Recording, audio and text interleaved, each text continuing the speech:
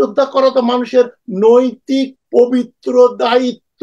যেখানে 0.5% লোক যুদ্ধ করেছিল, 0.5%-এর অধিকাংশ ছিল গ্রামের কৃষক শ্রমিক, যাদের ছেলে মেয়ে স্কুল কলেজে যায় নাই, যাদের নাতিপুতি এখন পরীক্ষা দিয়ে সরকারি চাকরি করবে, এটা সম্ভব না।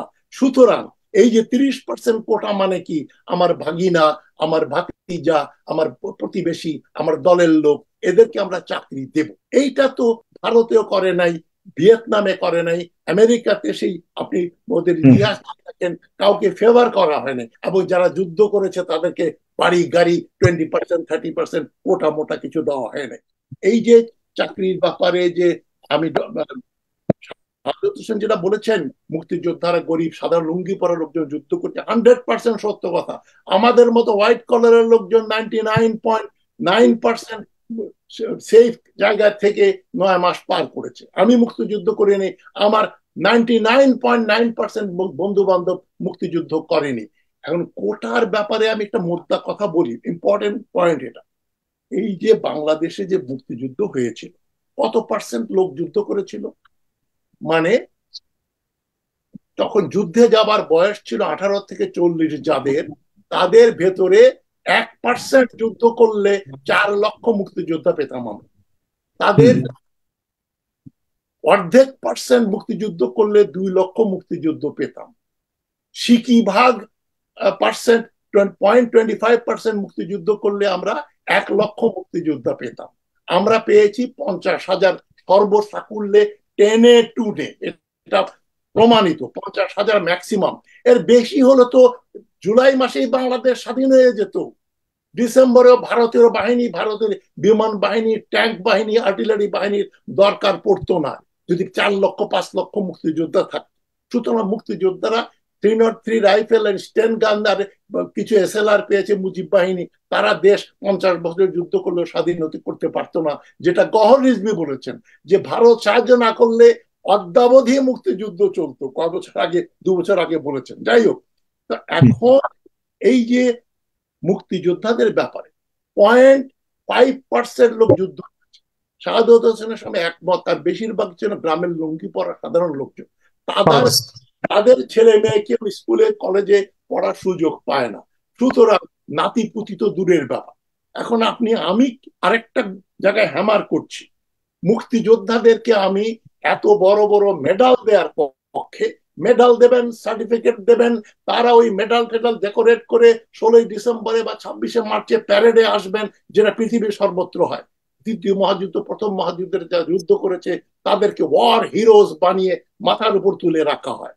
কোন আমেরিকান মুক্তিযোদ্ধার কথা শুনেছেন যে এই স্বাধীনতার 13 বছর যুদ্ধ করে স্বাধীন করেছে? ভিয়েতনাম 40 বছর যুদ্ধ করেছে, ওদেরকে 2 বছরের সিনিয়রিটি, কোটা, প্রমোশন, বিভিন্ন চাকরি বাকরি, ব্যবসা বাণিজ্যের। আপনি তো অনেক দেশের নিয়ে আলোচনা, এই জায়গাটাতে একটু আমাদের দর্শকদের স্পষ্ট একটু ক্লিয়ার হতে চাই বা স্পষ্ট হতে চাই, আসলে অন্য কোনো দেশে কি যারা মুক্তিযুদ্ধের মাধ্যমে আমাদের দেশের মতো এত রক্তক্ষয়ী যুদ্ধের মাধ্যমে যেসব দেশ, ভিয়েতনাম তো অন্যতম একটা, আপনি ভিয়েতনামের ইয়ে করছে, এখানে একটু কম্পারিজন যদি করি, আসলে কি অন্যান্য কোনো দেশে এই ধরনের সুযোগ সুবিধা দেওয়া হয় কিনা?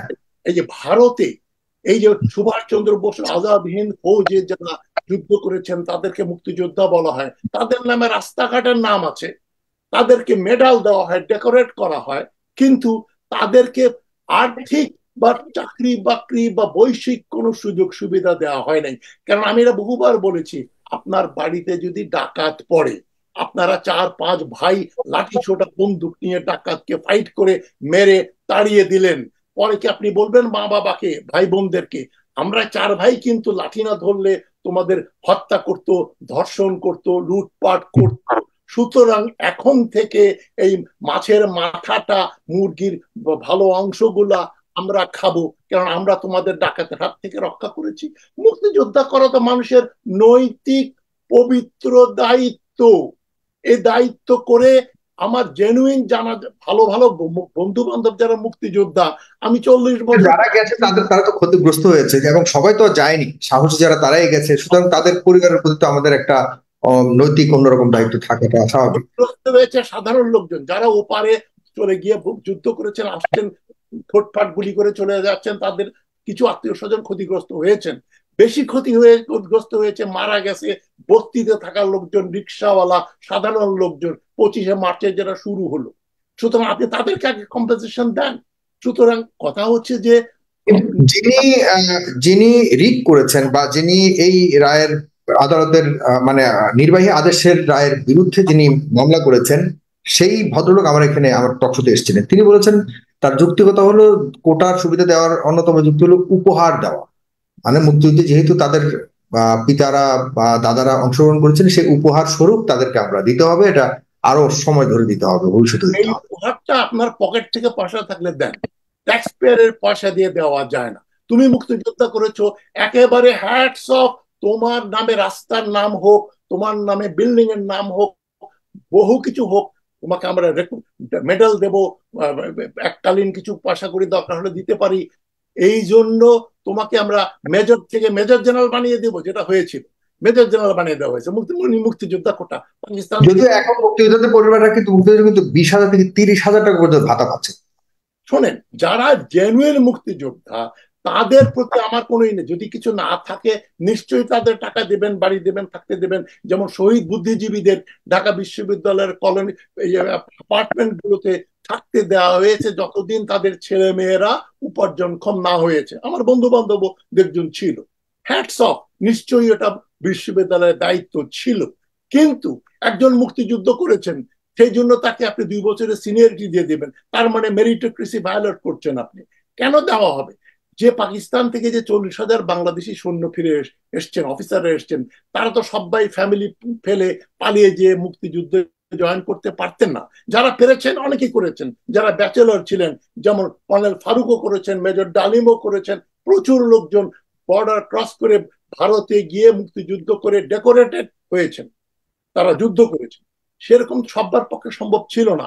আমি 72 সালেই শুনেছি, 73 সালেই শুনেছি বাংলাদেশ আর্মিতে আমার বন্ধু বান্ধব যারা আর্মি অফিসার ছিল, তারাই পাকিস্তান ফেরতদেরকে বলতো পাকি পাকি, দে ডিড নট ফাইট। আরে they did not get opportunity to fight.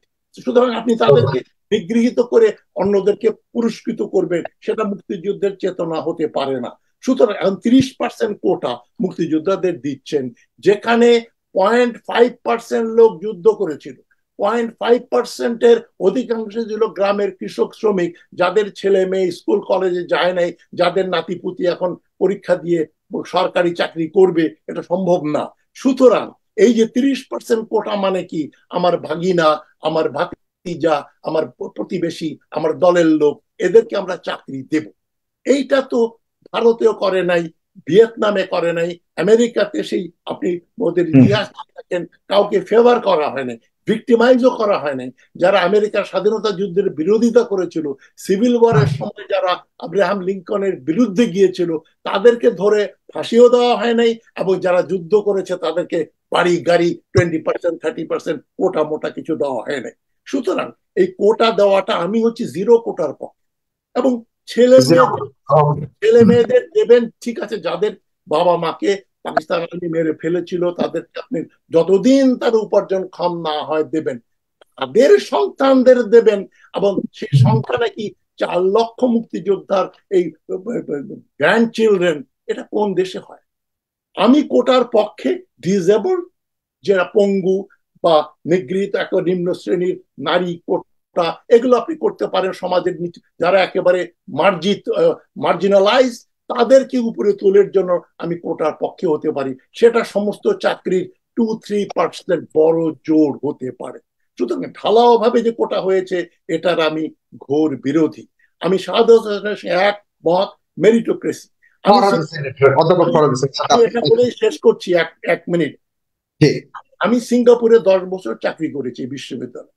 সেখানে দেখলাম স্কুল টিচার্স, যেই দেখলো, তার সরকার দেখলো যে স্কুল টিচিং এর জন্য ভালো ছেলেরা যাচ্ছে না, প্রাইমারি স্কুল টিচিং, তখন করলো কি, প্রাইমারি স্কুলের যে প্রিন্সিপাল, তাদেরকে ইউনিভার্সিটির অ্যাসোসিয়েট প্রফেসরের মর্যাদা এবং বেতন দেয়া হলো। ফলে আমার বহু ছাত্র, খুব ক্লাসের ব্রাইট ছাত্র, ওদের জিজ্ঞাসা করতাম পাস করে যাচ্ছ কি করবা, বলে স্কুল টিচিং এ চলে যাবো।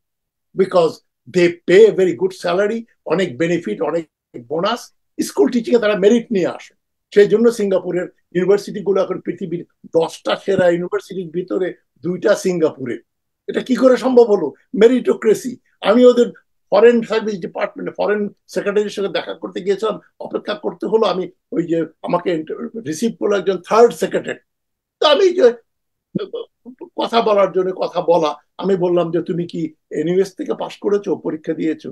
বলছে না, আমি অক্সফোর্ডে আমার ফার্স্ট ডিগ্রি করেছি আর মাস্টার্স করেছি প্রিন্সটন থেকে। একটা এই 25-26 বছরের মেয়ে, থার্ড সেক্রেটারি।